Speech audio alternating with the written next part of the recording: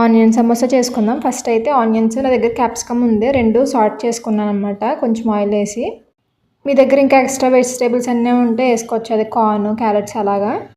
తర్వాత దీంట్లో అటుకులు కొంచెం క్రష్ చేసుకుంటే వేసుకోండి. ఇంక దాంట్లోకి సరిపోయేటట్టు ఉప్పు, కారం, పసుపు, ధనియా పౌడర్, జీరా పౌడర్, చాట్ మసాలా వేసాను నేనైతే. అంతా మిక్స్ చేసుకున్న తర్వాత అటుకులు కూడా కొంచెం సాఫ్ట్గా అవుతాయి. లెమన్ కూడా స్క్వీజ్ చేసుకోవచ్చు ఇంకా లాస్ట్లో. దెన్ ఇవి సమోసా షీట్స్ అనమాట. ఇవి మార్కెట్లో దొరుకుతాయి, సూపర్ మార్కెట్లో, లేదంటే ఇంట్లో కూడా చేసుకోవచ్చు. నేను ఇవి ఇంట్లో ప్రిపేర్ చేసినవే. ఈ వెజ్జెస్ అన్నీ కట్ చేసుకుని సమోసా షీట్లా కట్ చేసుకున్న తర్వాత ఫిల్ చేసుకోవాలన్నమాట. నేను వీడియోలో చూపిస్తున్న విధంగా ఫోల్డ్ చేసుకుని ఫిల్ చేసుకుంటే సమోసా షేప్ అనేది బాగా వస్తుంది. ఇంకా అన్నీ ఫోల్డ్ చేసుకుని పక్కన పెట్టేసుకుంటే ఇంకా మన ఫ్రైకి రెడీ అన్నమాట. నేను ఇది ఆయిల్ డీప్ ఫ్రై చేయట్లేదు, ఎయిర్ ఫ్రైయర్లో చేస్తున్నాను. 180 degrees 20 minutes టైమర్ పెట్టుకుంటే సరిపోద్ది. 5 minutes ఒకసారి ఫ్లిప్ చేసుకుని ఆయిల్ స్ప్రే చేసుకోండి. ఇంకా మన క్రంచీ సమోసా రెడీ అయిపోద్ది అనమాట.